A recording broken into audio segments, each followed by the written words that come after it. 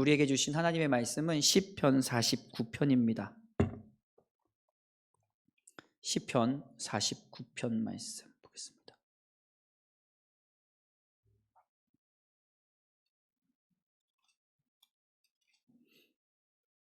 시편 49편 1절에서 20절까지 말씀을 저희가 다 같이 합독하도록 하겠습니다. 다 같이 읽겠습니다. 뭇 백성들아 이를 들으라. 세상의 거민들아 모두 귀를 기울이라. 귀천 빈부를 막론하고 다 들을지어다. 내 입은 지혜를 말하겠고 내 마음은 명철을 작은 소리로 읊조리로다. 내가 비유에 내 귀를 기울이고 수금으로 나의 오묘한 말을 풀리로다. 죄악이 나를 따라다니며 나를 애워싸는 환난의 날을 내가 어찌 두려워하랴. 자기의 재물을 의지하고 부유함을 자랑하는 자는 아무도 자기의 형제를 구원하지 못하며 그를 위한 속전을 하나님께 바치지도 못할 것은 그들의 생명을 속량하는 값이 너무 엄청나서 영원히 마련하지 못할 것임이니라. 그가 영원히 살아서 죽음을 보지 않을 것인가? 그러나 그는 지혜 있는 자도 죽고 어리석고 무지한 자도 함께 망하며 그들의 재물을 남에게 남겨두고 떠나는 것을 보게 되리로다. 그러나 그들의 속 생각에 그들의 집은 영원히 있고 그들의 거처는 대대에 이르리라 하여 그들의 토지를 자기 이름으로 부르도다. 사람은 존귀하나 장구하지 못하며 멸망하는 짐승 같도다. 이것이 바로 어리석은 자들의 길이며 그들의 말을 기뻐하는 자들의 종말이로다. 그들은 양같이 수월에 두기로 작정되었으니 사망이 그들의 목자일 것이라. 정직한 자들이 아침에 그들을 다스리리니 그들의 아름다움은 소멸하고 수월이 그들의 거처가 되리라. 그러나 하나님은 나를 영접하시리니 이러므로 내 영혼을 수월의 권세에서 건져내시리로다. 사람이 치부하여 그의 집에 영광이 더할 때에 너는 두려워하지 말지어다. 그가 죽음에 가져가는 것이 없고 그의 영광이 그를 따라 내려가지 못함이로다.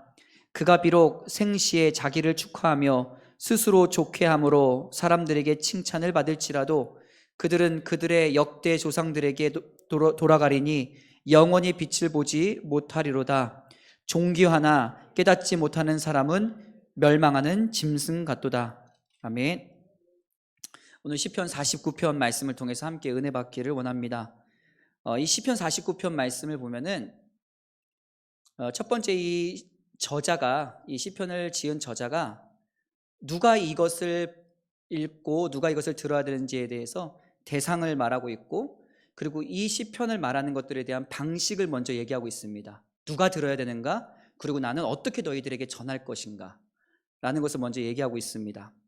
1절 말씀과 2절 말씀에 보면은 뭇 백성들아 이를 들으라. 백성이긴 백성인데 어떤 사람들?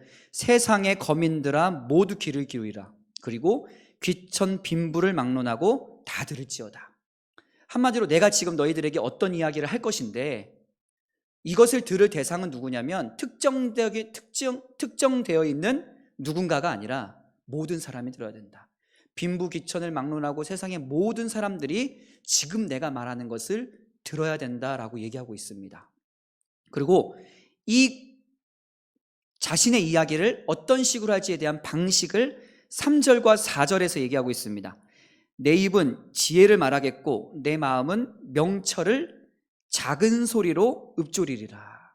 내가 지금 어떤 지혜 있는 말을 얘기할 거고 명철을 얘기할 거다. 근데 이 지혜와 명철을 어떤 방식으로 얘기할까 하면 작은 소리로 읊조릴 거다라고 얘기합니다. 그러니까 작은 소리로 얘기하니까 어떻게 됩니까?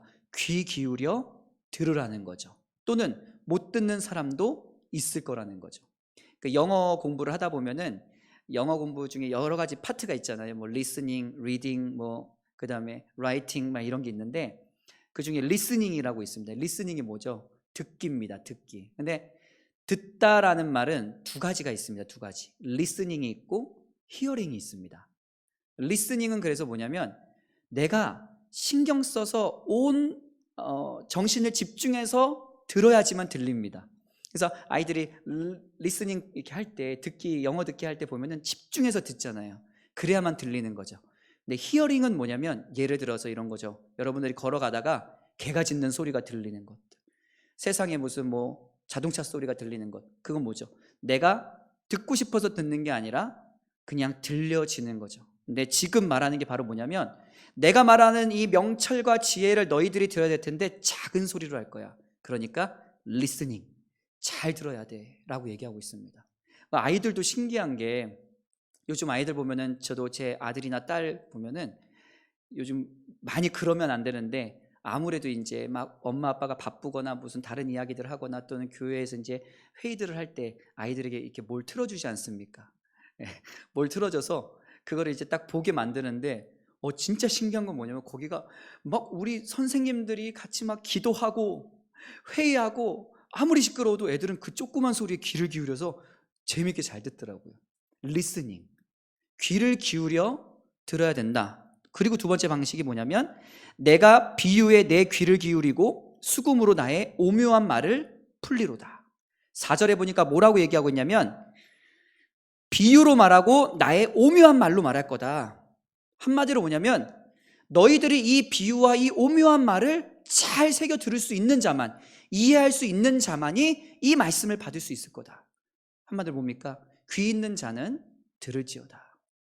내가 아무리 이 명철과 지혜를 모든 사람 빈부귀천 막론하고 다 이야기할지라도, 너희들 중에 작은 소리에 귀를 기울이는 자들, 그리고 내가 말하는 그 비유와 오묘한 신비의 말을 여러분들이 들을 수 있고 이해할 수 있는 사람만이 이 얘기를 들을 수 있을 것이다. 한마디로 모든 이들에게 필요한 말씀이지만 모든 이가 다 알아듣지 못하는 말씀. 무슨 얘기를 하려고 이렇게 뜸을 들일까요? 도대체 무슨 얘기를 하려고 4절까지 내가 무슨 얘기를 할 거야? 근데 모든 사람들이 다 들어야 돼? 하지만 모든 사람들이 다 들을 수 없을 거야. 왜냐하면 내가 작은 소리와 비유로 얘기할 거니까. 뭘까요? 삶과 죽음의 문제입니다. 5절 말씀 보죠. 같이 한번 읽겠습니다. 죄악이 나를 따라다니며 나를 애워싸는 환난의 날을 내가 어찌 두려워하랴. 시편은 지금 이런 말하는 겁니다. 죄악으로 말미암아 그리고 환난으로 말미암아 내가 어렵고 힘든 일이 있었다. 그러나 지금은 그것을 극복했다라는 거죠. 죄의 대가는 사망입니다. 환난으로 말미암아 우리는 멸망합니다. 그런데 시편 기자는 지금 뭐라고 얘기하고 있냐면, 그 죄악과 환난에 대해서 나는 지금 극복했다. 이게 얼마나 큰 명철이고 지혜입니까? 그렇지 않습니까? 죄라는 게, 우리들의 인생의 고난이라는 게 평생의 우리를 옥죄이는, 평생 우리와 따라다니는 아주 어렵고 힘든 엄청난 문제 아닙니까? 근데 5절 말씀에 뭐라고 얘기하냐면, 죄악과 환난을 내가 해결했다라고 얘기하고 있으니 그게 얼마나 지혜 있고 명철 있는 말입니까? 그 명철 있는 지혜 있는 말을 말하면서 뭐라고 얘기하냐면, 돈의 문제에 대해서 얘기를 하고 있습니다. 7절 말씀, 8절 말씀, 7절 먼저 보겠습니다. 7절에 아무도 자기 형제를 구원하지 못하며 그를 위한 속전을 하나님께 바치지도 못할 것은, 한마디로 구원을 받기 위해서 세상의 성공과 부와 명예로는 해결할 수 없다라는 전제를 먼저 갖고 있습니다. 여러분, 성공하려면 어떻게 될까요? 하나님이 없어야 오히려 세상에서 더 성공할 수 있다고 느껴지지 않습니까? 제가 우리 중고등부 아이들하고도 얘기할 때 그럽니다. 너희들 시험 공부를 잘해가지고 시험 성적을 잘 받으려면 교회 안 나오면 돼. 그렇지 않습니까? 오히려 여러분, 돈을 많이 벌려면 우리가 가지고 있는 이 물질 세계에서 우리들이 하려고 하는 그 노력과 그 시간에 대비해서 우리가 물질과 명예와 돈을 얻는 것 아니겠습니까? 그럼 여러분, 세상에서 말하는 성공과 세상에서 말하는 명예와 세상에서 잘 사는 것을 위해서는 오히려 하나님이 없고 오히려 하나님과 관련되어 있지 않으면 오히려 세상의 성공과 명예를 얻을 수가 있습니다. 근데 중요한 건 바로 뭐냐면, 너희들의 죽음의 문제까지 너희들이 가지고 있는 돈과 너희들이 가지고 있는 능력으로 살 수 없어. 왜 너희들이 못 사냐? 8절입니다. 그들의 생명을 속량하는 값이 너무 엄청나서 영원히 마련하지 못할 것입니다. 너희들이 죽도록 돈을 벌어도, 너희들이 죽도록 노력해도 절대 너의 가족 한 사람도 너의 능력으로 살릴 수 없어. 왜? 그 아들이, 그 딸이 너무너무 존귀하거든. 여러분, 우리가 엄청나게 존귀하대요. 하나님의 사람으로 만들어진 우리 인간이 너무 존귀하기 때문에, 너무 가치 있는 인생이기 때문에 우리를 저 따위 돈과 너희들의 알량한 능력으로는 아무것도 속량할 수 없다라고 얘기하고 있습니다. 그러면서 뭐라고 얘기하고 있습니까? 10절 말씀에 그러나 그는 지혜 있는 자도 죽고 어리석고 무지한 자도 함께 명하며 그들의 재물은 남에게 남겨두고 떠나는 것을 보게 되리로다. 주변에 그런 사람들 많죠. 아무리 돈을 많이 벌어도 다 남겨두고 떠나죠. 이건희 회장이라 하더라도 다 남겨두고 떠나는 거죠. 왜? 그 모든 것들이, 그 부와 명예가 그의 생명의 영원한 생명과 바꿀 수 없기 때문입니다. 그래서 12절에 뭐라고 얘기하냐면 멸망하는 짐승 같도다. 그 사자가 하는 일이 뭐죠? 저는 동물원에 가면 사자가 항상 잠자는 모습만 봐서, 근데 잠자는 사자 말고 정말 그 푸른 초원과 평야에 있는 사자들을 보면은 물론 그때도 잠을 잡니다. 그러나 사자들이 하는 일이 뭡니까? 먹이를 잡는 거죠. 먹이를 잡고 먹고 잡고 먹고. 근데 뭐라고 얘기하면 동물의 왕이 사자래요. 사자의 성공은 바로 뭐냐면 잡고 먹고 자고 잡고 먹고 자는 게 사자의 성공의 원리겠죠. 하나님과 상관이 있습니까? 하나님과 상관없습니다. 동물의 왕이라 한다라도 갑자기 사자가 나는 왜 내가 지금 이렇게 먹이를 잡고 있는가? 나는 누구인가? 나라는 존재는 어떤 존재인가? 내가 왜 이걸 하고 있는가? 이것이 하나님 기뻐하시는 일인가? 하면은 사자는 아마 굶어 죽을 겁니다. 세상의 사자는요, 세상의 동물은, 짐승은 그냥 먹고 자고 다시 사냥하고 먹고 자고. 근데 뭐라고 12절에 얘기하고 있습니까? 사람이 존귀하고 장구하지 못하며 멸망하는 짐승 같도다. 너희들이 이 영적인 문제를 건드리지 않으면, 너가 어떤 존재인지, 너가 어디로 와서 어디로 갈 것인지에 대해서 너희들이 그것을 심각하게 생각하지 않으면 너희들도 똑같이 이 세상에서 성공하는 것처럼 보이지만 멸망하는 짐승과 같이 망할 수밖에 없을 것이다 라고 얘기합니다. 여러분, 우리가 누구를 만나야 됩니까? 나를 위해 십자가에 죽으신 예수 그리스도를 만나야 돼요. 그래서 내가 누구인지, 나는 어디로 가는지에 대해서 계속적으로 하나님께 물음표를 던져야 됩니다.